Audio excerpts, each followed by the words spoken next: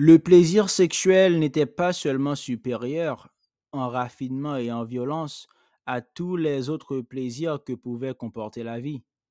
Il n'était pas seulement l'unique plaisir qui ne s'accompagne d'aucun dommage pour l'organisme, mais qui contribue au contraire à le maintenir à son plus haut niveau de vitalité et de force. Il était l'unique plaisir, l'unique objectif en vérité de l'existence humaine, et tous les autres, qu'ils soient associés aux nourritures riches, au tabac, aux alcools ou à la drogue, n'étaient que des compensations dérisoires et désespérées, des mini-suicides qui n'avaient pas le courage de dire leur nom, des tentatives pour détruire plus rapidement un corps qui n'avait plus accès au plaisir unique.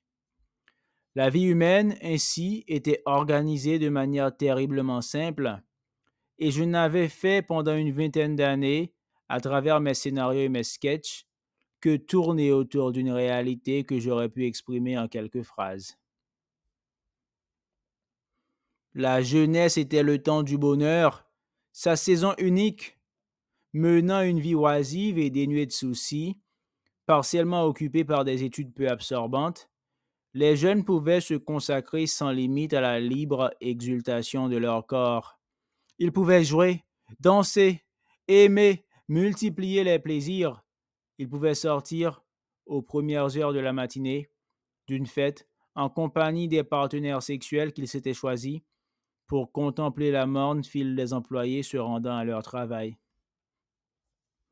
Ils étaient le sel de la terre, et tout leur était donné, tout leur était permis, tout leur était possible. Plus tard, ayant fondé une famille, étant entrés dans le monde des adultes, ils connaîtraient les tracas, le labeur, les responsabilités, les difficultés de l'existence. Ils devraient payer des impôts, s'assujettir à des formalités administratives sans cesser d'assister, impuissants et honteux, à la dégradation irrémédiable, lente d'abord, puis de plus en plus rapide, de leur corps. Ils devraient entretenir des enfants surtout, comme des ennemis mortels, dans leur propre maison. Ils devraient les choyer, les nourrir, s'inquiéter de leur maladie, assurer les moyens de leur instruction et de leur plaisir. Et contrairement à ce qui se passe chez les animaux, cela ne durerait pas qu'une saison. Ils resteraient jusqu'au bout esclaves de leur progéniture. Le temps de la joie était bel et bien terminé pour eux. Ils devraient continuer à peiner jusqu'à la fin, dans la douleur et les ennuis de santé croissants, jusqu'à ce qu'ils ne soient plus bons à rien et soient définitivement jetés au rebut comme des vieillards encombrants et inutiles. Leurs enfants en retour ne leur seraient nullement reconnaissants, bien au contraire, leurs efforts, aussi acharnés soient-ils, ne seraient jamais considérés comme suffisants. Ils seraient jusqu'au bout, du simple fait qu'ils étaient parents, considérés comme coupables. De cette vie douloureuse, marquée par la honte, toute joie serait impitoyablement bannie.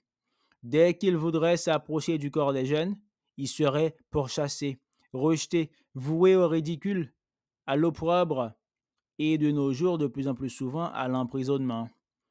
Le corps physique des jeunes, seul bien désirable qui ait jamais été en mesure de produire le monde, était réservé à l'usage exclusif des jeunes, et le sort des vieux était de travailler et de pâtir.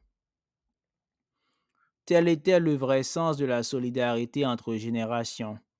Il consistait en un pur et simple holocauste de chaque génération au profit de celle appelée à la remplacer.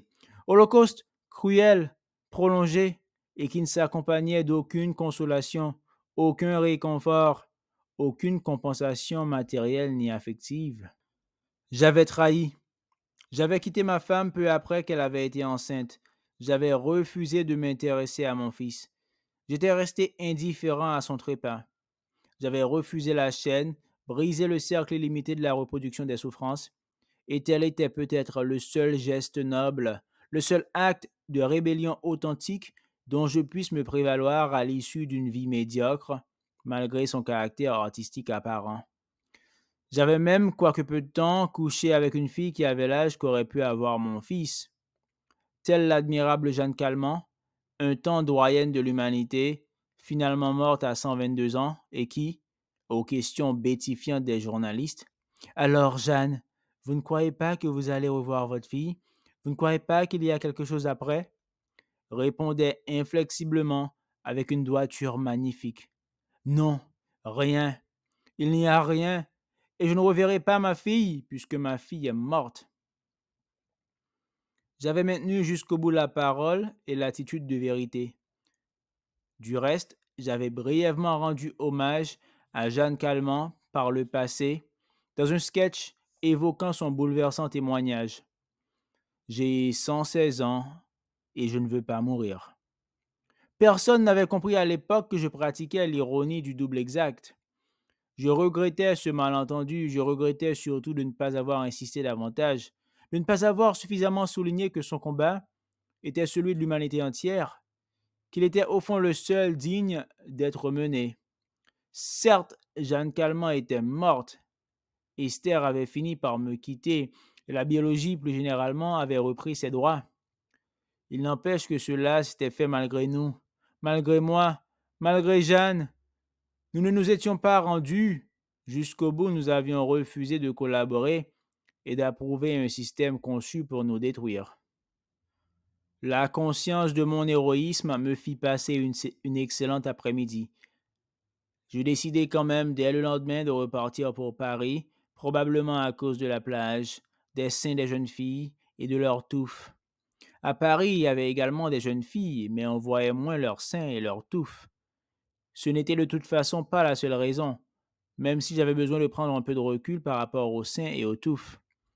Mes réflexions de la veille m'avaient plongé dans un tel état que j'envisageais d'écrire un nouveau spectacle.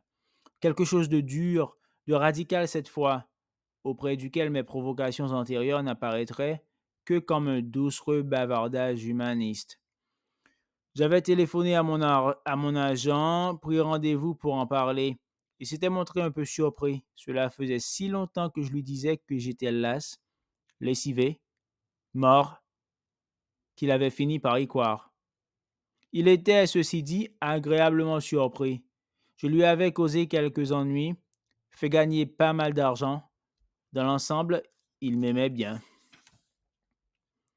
Dans l'avion pour Paris, sous l'effet d'une flasque de Southern Comfort achetée au Duty Free d'Almeria, mon héroïsme haineux se mua en un auto-apitoiement que l'alcool rendait, au fond, pas si désagréable. Et je composai le poème suivant, assez représentatif de mon état d'esprit au cours des dernières semaines, que je dédiai mentalement à Esther. Il n'y a pas d'amour, pas vraiment, pas assez. Nous vivons sans secours, nous mourrons délaissés. L'appel à la pitié résonne dans le vide. Nos corps sont estropiés, mais nos chairs sont avides. Disparues les promesses d'un corps adolescent, nous entrons en vieillesse où rien ne nous attend. Que la mémoire vaine de nos jours disparus, un soubresaut de haine et le désespoir nu. À l'aéroport de Roissy, je pris un double express qui me dégrisa complètement. Et en cherchant ma carte bleue, je retombai sur le texte. Il est, j'imagine, impossible d'écrire quoi que ce soit sans ressentir une sorte d'énervement, d'exaltation nerveuse qui fait que, si sinistre soit-il, le contenu de ce qu'on écrit ne produit dans l'immédiat aucun effet déprimant. Avec le recul, c'est autre chose, et je me rendis compte tout de suite que ce poème ne correspondait pas simplement à mon état d'esprit, mais à une réalité platement observable. Quels qu'aient pu être mes soubresauts, mes protestations, mes dérobades, j'étais bel et bien tombé dans le camp des vieux, et c'était sans espoir de retour. Je rabâchai pendant quelque temps l'affligeante pensée, un peu comme on mâche longuement un plat pour s'habituer à son amertume. Ce fut en vain. Déprimante au premier abord, la pensée restait, à plus ample examen, toujours aussi déprimante. L'accueil empressé des serveurs du Lutetia me montra en tout cas que je n'étais pas oublié, que sur le plan médiatique, j'étais toujours dans la course. Venu pour le travail? Me demanda le réceptionniste avec un sourire complice, un peu comme s'il s'agissait de savoir s'il fallait faire monter une pute dans ma chambre. Je confirmai d'un clin d'œil, ce qui provoqua un nouveau sursaut d'empressement, et un j'espère que vous serez bien, glissé d'un ton de prière. C'est pourtant dès cette première nuit à Paris que ma motivation commença à fléchir. Mes convictions restaient toujours aussi fortes, mais il me paraissait dérisoire de m'en remettre à un mode d'expression artistique quelconque, alors qu'était en marche quelque part dans le monde, et même tout près d'ici, une révolution réelle. 2 jours plus tard, je pris le train pour Chevilly-la-Rue. Lorsque j'exposai à Vincent mes conclusions sur le caractère de sacrifice inacceptable qui s'attachait aujourd'hui à la procréation, je remarquai chez lui une espèce d'hésitation, de gêne que j'eus du mal à identifier.